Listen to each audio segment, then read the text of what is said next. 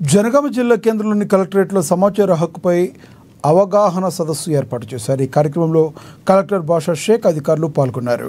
ప్రభుత్వ ఉద్యోగి అధికారి పారదర్శకంగా విధులు నిర్వహించాలని తెలియజేశారు।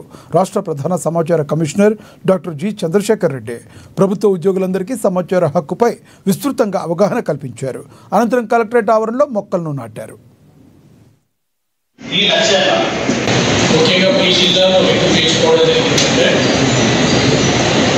ఇక్కడ ఒక సందర్భం ఏంటంటే మా ఉన్నటువంటి పెండింగ్ లిస్ట్ అందరికీ తెలుసు గత 2 సంవత్సరాల నుంచి కమిషన్ లేకపోవడం, గత 10 సంవత్సరాల నుంచి దీని మీద ఫోకస్ పెట్టకపోవడం